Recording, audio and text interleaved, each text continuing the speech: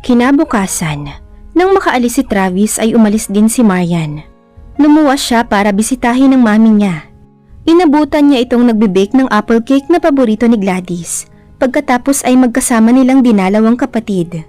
Natuwa siya nang makitang medyo nakaka-recover na ang kanyang kapatid.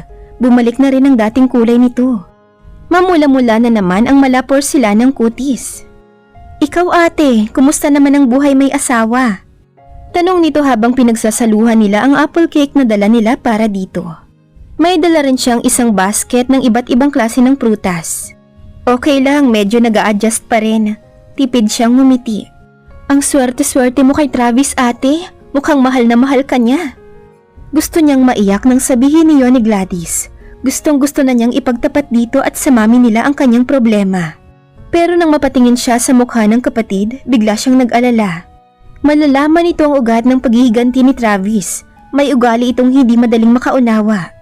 Naging suspetsyosa pa ito. Ayon na rin sa sumbong ni Rafael pagkatapos nitong malamang imposible na itong magkaanak. "Parang gusto kong magbakasyon sa bahay ninyo sa villa ate." Anito maya-maya.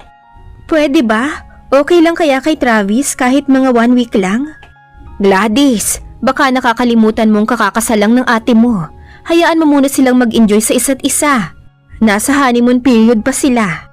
Salamat na lamang at sinalo siya ng mami niya.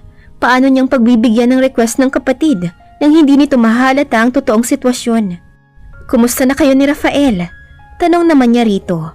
Iniwan sila saglit ng mami niya upang kausapin ang mama ni Rafael. "Wala namang masyadong problema ate. Kaya lang iniisip ko baka naaawa lang siya sa akin." "Huwag mong isipin yun. Mahal ka ni Rafael. Hindi ka man perfect wife. Sinabi niya sa akin you're trying to be one. And remember this, love begets love." Saka mas matibay ang love na itinanim kaysa ron sa bigla na lang naramdaman. Paliwanag pa ni Marian sa kapatid. "I'll remember that ate." Pagkagaling sa bahay ni Gladys ay nagtuloy si Marian sa kanyang restaurant.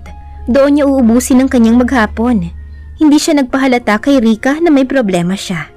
Nang mag-alas 4 ng hapon ay nagbalak na siyang bumalik sa Villa Mercedes. Saka naman may pumaradang pulang Ferrari sa tapat ng restaurant. Si Travis ang bumaba. May kasama ito. Babae. Isang maganda, mistisang babae. Inalalayan pa ito ng kanyang asawa na bumaba ng sasakyan. Halos kargahin na nito iyon. Sinalakay siya ng matinding selos. "Marian, si Travis, sinusundo ka na yata." Bahagyang binunggo ni Rika ang siko niya. "Pero teka, sino yung kasama niya?" Balak pa sana niyang magtago ngunit nakita niyang natanaw na siya ni Travis sa counter. Kinawayan naman siya nito habang pumapasok. Hawak pa rin ito sa siko ang kasamang babae. Sa biglang tingin iisiping artista ito. Maganda ang bihis nito at chestnut brown ang shoulder length na buhok. Nang makapili ng table ay inalalayan pa ito ni Travis hanggang sa makaupo. "Plastic. Napaka-thoughtful mo sa ibang babae, pero sa akin you are ruthless." Lihim na pagngit-ngit ni Marian sa kanyang sarili. Parang may matulis na bagay na tumusok sa kanyang puso, of all places. Sa restaurant pa niya nagdala ng babae ang kanyang asawa. Anong plano nito? I-display sa kanyang babae nito? Bahagi ba iyon ng parusang sinasabi nito? Hindi man lang siya binigyan ng kahihiyan. Kung titingnan, parang binata ito kung umasta. Ang sweet nito sa babaeng kasama. "Kilala mo ba yung babaeng kasama niya?" Pabulong na tanong sa kanya ni Rika. Naiintriga ito. "Ha?" Napukaw siya sa kanyang pagkakapatda. Hindi ko kilala, pero malamang na business associate niya." Kaswal na sabi ni Marian. "Bakit hindi mo lapitan?" "Ha? Sabi ko ba't di mo lapitan?" "Teka, bakit ba parang wala ka sa sarili? Para naman kayong hindi mag-asawa ni Travis?" Hindi niya alam kung paanong kikilos sa harap ni Travis at ng kasama nito. Matindi ang magkahalong selos at galit na nararamdaman niya ng mga sandaling iyon. Lalo na nang makita niyang nagbubulungan ang mga ito, as if hindi siya nag-e-exist bilang Mrs. Travis Morales. Kailangan niyang harapin ang mga ito kahit nalabag sa kanyang kalooban. Pinilit niyang ibalik ang kanyang composure. Sinipat niya sa salamin ang itsura niya. Kinuha niya ang hairbrush at pinasadahan ng ilang suklay ang buhok niya. Nag-retouch din siya ng make-up. Huminga muna siya ng malalim bago lumabas ng opisina niya at lumapit sa kinaroroonan ng asawa. Blanko ang ekspresyon ng mukha nito nang mag-angat ng tingin. Sinikap niyang ngitian ito kahit labag na labag sa kalooban niya. Hi sweetheart, bati niya rito. Bakit hindi mo sinabi sa aking pupunta ka rito? Lumapit siya sa asawa at inayos kunwari ang necktie nito. Sweetheart? Parang nagulat ang reaksyon ng babaeng kasama nito. Nagulat din si Marian. Mukhang hindi alam ng babae na may asawa na si Travis. Yes, I called him sweetheart because I happen to be his wife. Taas no ang sabi ni Marian nang tumingin siya rito. Pinipigil man niyang pagsambulat ng galit ay hindi rin naman naitago ang sarkasmo sa tono niya. You look surprised. Hindi ba sinabi sa'yo ni Travis na married na siya? Napatingin naman ito kay Travis. You have this habit pala of going out with men you do not know well. Next time, kilalanin mo munang mabuti ang sasamahan mo. Marian! Matalim at nagbabanta ang tingin ni Travis sa kanya. Bigla siyang natakot. At huli na para ma-realize niyang kagaspangan na nga palang matatawag ang ipinakita niya sa kasama nito. Ngunit dala lang iyon ng matinding selos na nadama niya. Mag-apologize ka kay Cassandra. Mahina ngunit nagmamando ang tinig nito. Malinaw ang galit na gumuhit sa mukha nito. Napatda naman si Marian. Pakiramdam niya ay nanghina ang mga tuhod niya sa pagkakatayo. Mabuti na lamang at nakahawak siya sa table. Marian, I said mag-apologize ka kay Cassandra. Ulit nito. Handa naman siyang mag-apologize, bakit hindi? Pero iyong utusan siya ng sariling asawa para magpakumbaba sa harap ng ibang babae, iyon ang masakit sa puso niya. Halos hindi niya maibuka ang bibig, ngunit naguutas ang matalim na titig sa kanya ni Travis. I'm sorry, Cassandra. Sorry kung naging... Nanginginig ang tinig niya habang nagsasalita. Mukhang hindi niya mabubuo ang gustong sabihin. Bibigay na ang tuhod niya. Sasabog na sa sama ng loob ang kanyang puso. At babagsak na rin ang mga luha niya kung hindi pa siya tatakas sa ganoong sitwasyon. Mabuti na lamang at nagawa pa niyang makaalis sa harap ng mga ito. Nag-lock siya sa kanyang opisina at doon nag-iiyak. Maya-maya'y narinig niya ang pagtawag ng asawa ngunit nagmatigas siya. Tumigil din ito nang magsawa yata. Ano ba itong ginagawa ni Travis sa buhay niya? Bigla siyang naging iyakin, naging uncivilized, napuno ng insecurities at bumaba ang tingin sa sarili. Na ang kasalanan lang niya ay protektahan ang damdamin ng kanyang kapatid at isipin ang kaligayahan nito. Kung gaano siya katagal sa pag-iyak ay hindi na niya alam. Narinig na lamang niya ang pagkatok at pagtawag ni Rika sa kanya. Matagal bago siya nagbukas ng pinto at napilit din siya nitong sabihin dito ang problema niya. My God! Ayokong maniwalang ang soft-spoken at very loving na si Travis ay kayang maging ruthless lalo na sa isang babae. Saka mukha namang in love siya sa'yo. Hindi naman mukhang nagpe-pretend lang. Hindi ko alam kung ang sobrang galit lang niya sa akin dahil sa pagkawala ni Clarice ang dahilan, kaya siya nagiging ganoon kapag ako na ang kaharap. Hindi mo naman gusto ang nangyari, hindi ba?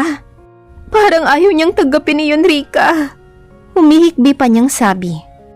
Bakit ka pumapayag na saktan ni Travis ang kalooban mo? Bakit mo tinatanggap ang parusa niya?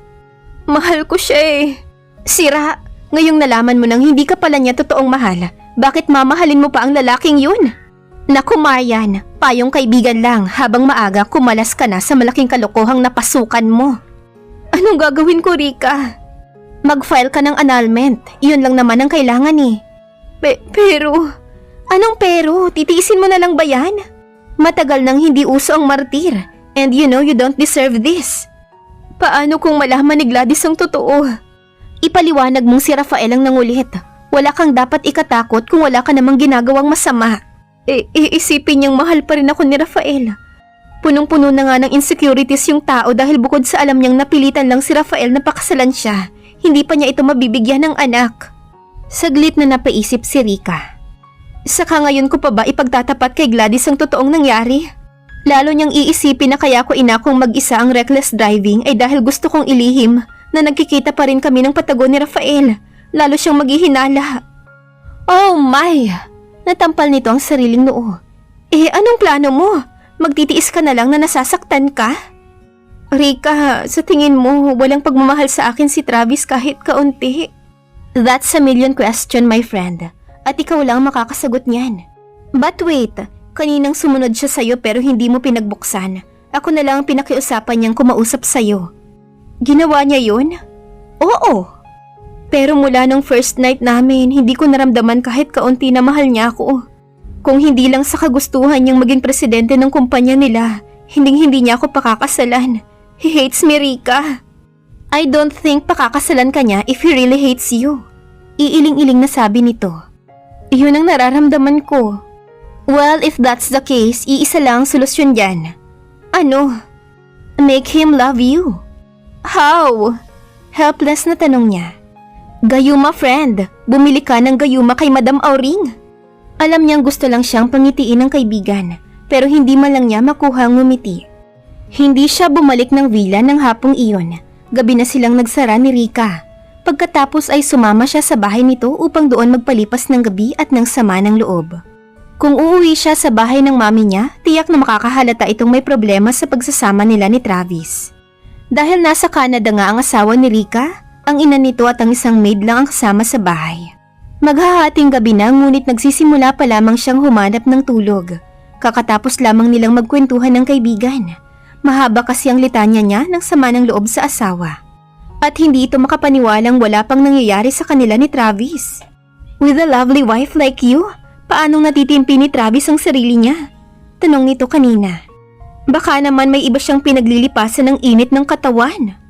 Bigla niyang naalala si Cassandra at nakadama na naman siya ng selos nang maisip na baka nga ito ang sinisipingan ng asawa. Naputo lang pagmumuni-muni niya nang tumunog ang kanyang sipi. Hello? Huli na bago niya naisip na baka ang asawang nasa kabilang linya. Marian, where are you? Hindi nga siya nagkamali. And as usual, galit na naman ang tinig nito. Napabangon siya sa kama. Hindi na sana siya sasagot ngunit nag-aalala siyang baka lumala pa ang galit nito kung hindi niya ito kakausapin. Nandito ako sa bahay ni Rika. Malamig niyang tugon. Anong ginagawa mo riyan? Aren't you supposed to be here? Ito ang bahay mo. You're my wife. Ha? Wife? Are you treating me like a wife? Sarkastikong reaksyon ni Marian. Huwag na tayong magtalo sa telepono. Kapag bukas ng umagay hindi ka pa bumalik dito, ako ang hila sa'yo pa uwi rito. Nagbabanta ang tinig ni Travis. Huwag mo akong diktahan, Travis, at huwag mo akong palaging tinatakot. You can expect me to stay in your house at magbilang ng sama ng loob sa'yo. May business akong kailangan ng atensyon ko. Tutal may babae ka namang pinagkakaabalahan, hindi ba? Don't be sarcastic, Marian. Binigyan mo ko ng kahihiyan kay Cassandra kanina. Hindi mo ba alam na anak siya ng isang Filipino-Canadian businessman na gustong makipag-merge sa Morales Manufacturing? Natigilan siya. Hindi niya alam na business ang dahilan ng pagsasama ng dalawa. Wala akong pakialam kung sino man siya. May kasalanan ka rin, Travis. Nasaktan ako sa pang-i-ignore mo. Kung hindi ko pa ipinakilala ang sarili ko, ni hindi mo man lang ako in-acknowledge bilang asawa mo. Natahimik ito sa kabilang linya. Kung sa bagay, hindi mo nga pala ako asawa in the real sense of the word. Kailangan mo lang pala ako para makuha ang pinakamataas na posisyon sa Morales Manufacturing. Ano kaya kung hindi ko ibigay ang anak na magiging pasaporte mo para maging presidente ng kumpanya? I'm warning you, Marian. Hindi mo magagawa yon. You're going to give me a child at wala kang ibang choice kundi ang sundin ang gusto ko. Kailangang bumalik ka dito bukas na bukas. At ito na ang tumapos sa pag-uusap nila. Hindi na siya muling nahiga. Matagal siyang nanatiling nakaupo sa ibabaw ng kama habang yakap ang sariling mga tuhod. Hindi pa rin nagbalik sa villa si Marian ng umagang iyon. Magkasama pa rin sila ni Rika sa pagpunta sa restaurant. Sabado noon at maraming customers. Doon niya balak ubusin ulit ang kanyang maghapon. Mag-iisang linggo na silang nakakasal ni Travis. Isang linggong walang nangyari kundi ang pananakit nito sa kalooban niya. Sumungaw sa pinto ng opisina niya si Rika. Nandyan ang asawa mo. Anito, nakadama siya ng takot. Baka totohanin ni Travis ang bantang persado siyang iuwi sa villa kapag hindi siya umuwi. Saglit siyang naparalisa nang maya-maya'y makita ang bulto ng asawa sa pinto ng kanyang opisina. He was gorgeous in his casual attire. Fresh looking na parang napakasarap yakapin. Bakit ba nakakadama pa rin siya ng ganito sa asawa kahit nalabis nitong sinakta ng kalooban niya kahapon sa harap ni Cassandra? Nang magtama ang kanilang mga mata ay nakita niya roon ang galit na laging naroon kapag magkaharap sila. Salubong na naman ang makakapal nitong kilay. Uuwi tayo sa villa. Nagmamando ang mabigat nitong tinig. Napabuntong hininga muna siya bago sumagot. Kahit hindi mo ako hilain pa uwi, talagang babalik na ako sa villa. Good, then let's go. I hope you won't mind waiting. Marami pa akong dapat gawin dito sa opisina. May mga stocks pa akong hinihintay and I have to prepare some checks in payment for those deliveries. Nagpakawala ito ng inis na buntong hininga. I'll give you an hour. Anito saka tumalikod upang maghanap ng table sa labas. Sumunod siya rito. Anong gusto mong kainin habang naghihintay? Yung katulad na lang ng dati. Malamig na sagot nito. Inutusan niyang isang waiter upang pagsilbihan ng asawa bago nagpaalam na pupunta muna sa counter. Utos ng damdamin ay napapasulyap siya sa kinaroroonan nito kahit pabisi siya sa counter. At hindi ilang ulit na nahuli niyang nakatingin din ito sa kanya. Ngunit agad din itong nagbabawi ng tingin kapag nagtatama ang kanilang mga mata. Bakit hindi mo lapitan at saluhan? Udyok ni Rika. Kawawa naman kumakaing mag-isa. Para malaman ng mga babaeng kanina patingin ng tingin sa kanya na ikaw ang misis niya. Nagpasya siyang lapitan si Travis upang bigyan ng dessert. May dala rin siyang pagkain para sa kanya. Pwede bang sumabay sa'yo? By all means, restaurant mo ito. Pasupladong sagot nito. Nalungkot na naman ang puso niya. Ano kaya ang pwede niyang gawin para matutunan siyang mahalin ng asawa? Wala silang imikan habang nasa highway. Sa labas ng bintana nakatingin si Marian. Nang tumunog ang sipi ni Travis, nagsulubong ang mga kilay niya nang malamang si Cassandra ang caller. Bakit ka tinatawagan ng babaeng yon? Usisa niya matapos ang pakikipag-usap nito. She's inviting me for dinner tomorrow night. Birthday daw niya. Siya pala ang kausap mo nang tumawag ako sa opisina mo. Importante siyang talaga sa'yo, no? She said in mockery. Kaya hindi mo inamin kaagad sa kanya na married ka na. She knows. Nasorpresa lang siya nang makita ka sa restaurant. Dahil hindi ko nabanggit sa kanya na sa'yo ang Marian's Pizza. Liar, kung hindi ko pa alam na gusto mo lang talaga akong pagsilosin at saktan bilang parusa mo. Lihim niyang himutok. Kung alam na niya, bakit nakikipaglapit pa siya sa'yo? She's not flirting with me. Padarag na sagot nito. Kung ako ang makikipag-dinner sa iba, papayag ka ba? Business ang pinag-uusapan namin. Business? Ha? Huwag mo na akong lokohin. I like her. She's lovely. At malaking resemblance nila ni Clarice. Para naman siyang natulala sa sakit na nadarama. Nang gabing iyon, nagulat si Maya nang matapos mag-shower si Travis ay tumabi ito sa kanya. Dito ka matutulog? Kunot noong tanong niya. This is my bed, remember? At alam mo kung bakit ako nandito. Naka-boxer shorts at sando lamang ito. Magkahalong damdamin ang sumalakay sa kanya. Aminado siya. May bahagi sa kanyang imahinasyon ang nakikiliti kapag naaalala niya ang mga sandaling ikinukulong siya nito sa mga bisig at itinitikom ang bibig niya sa pamamagitan ng mga halik nito. Ngayong gabi, mukhang balak nitong pagbigyang kaganapan ang pagiging mag-asawa nila. Ma-excite ba siya o magagalit? Dahil alam niyang gagawin lang iyon ni Travis upang magkaanak. Nagpasya siya. Mabilis siyang bumangon at nagpunta sa bathroom. Nagbabad siya sa bubble bath. Gusto niyang tiyakin na hindi nito makakalimutan ng gabing iyon sakali mang aangkinin siya nito. Nahahanapin nito ang kabuuan niya. Pagbukas niya ng pinto ng bathroom ay nakatalikod ito at may kausap sa sipi. Hindi muna siya umalis sa kinatatayuan. Kaya narinig niyang binanggit nito ang pangalan ni Cassandra. At mukhang nakikipagpalitan nito ng sweet nothings sa babae. Padarag na bumalik siya sa loob ng bathroom. Inis na ginulo niya ang kanyang buhok. Ipinaibabaw ang robe na suot niya sa black negligee, saka ibinuhol ang tali niyon. Sambakol ang mukha niya nang muling lumabas ng bathroom, at saka nagtuloy-tuloy sa kanugnog na guest room. Saan ka pupunta? Sita ni Travis sa kanya. Ka-off lang nito ng sipi. Sa kabila ako matutulog. Anong drama na naman ito, Marian? Hindi ito drama, Travis. Kaya lang hindi ko maaatim na tumabi sa asawang ibang babae ang kinakalantari. Bakit hindi na lang ang Cassandrang iyon ang puntahan mo at sipingan? Stop it, Marian! Saway nito sa kanya. Sa halip na sumagot ay dumiretso na siya sa kabilang kwarto. Subalit mabilis siyang napigil ni Travis at agad na niyakap. Ano ba? Bitawan mo nga ako!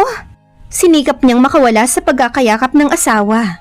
Ngunit sa pagkagulat niya ay binuhat siya nitong parang bata. Ano ba? Sabing bitawan mo ako eh! Parang hindi nito naririnig ang kanyang pagtutungayaw. Inihiga siya nito sa kama at hinablot ang kanyang roba.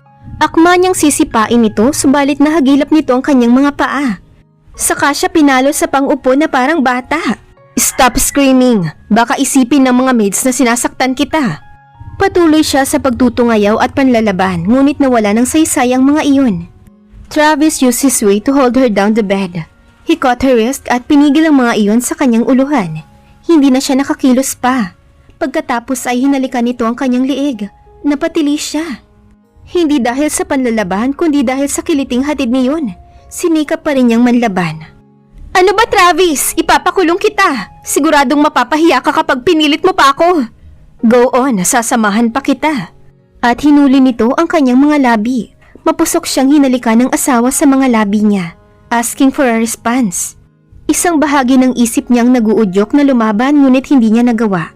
Dahil kusang yumakap at tumugon ang mga labi niya sa bawat haplos ng asawa. Hanggang unti-unti nang nalusaw ang pagtutol niya, lalo na nang maramdaman niyang determinado itong mabigyan ng kaganapan ng kanilang marriage. Mabuti na lamang at kumulog. Kung hindi ay maririnig nito ang mahinang tawag niya sa pangalan nito na lumabas sa kanyang bibig. Nagpatinaod na lamang si Marian at parang nakalimutan ng lahat ng hinanakit sa asawa nang iangat nito ang kanyang pantulog sa pamamagitan ng labi nito. Hanggang sa malaya nitong dinadama ang init ng katawan nila na buong puso namang tinugon ni Marian. Ilang sandali pa ay narating nila ang rurok ng kaligayahan. Napahigpit ang yakap niya sa asawa kasabay ng pagsambit ng I love you. Pinuno ni Travis ng sariwang hangin ang kanyang baga. Hindi niya alam kung bakit napakaganda ng partikular na umagang iyon para sa kanya. Kaiba sa mga nagdaang umaga mula nang mawala si Claire. Matapos ang ilang stretching exercises sa terrace, ay nagbalik siya sa kwarto. Napatingin siya sa himbing pa ring si Marian. Natukso siyang titigan ng matagal ang magandang mukha nito.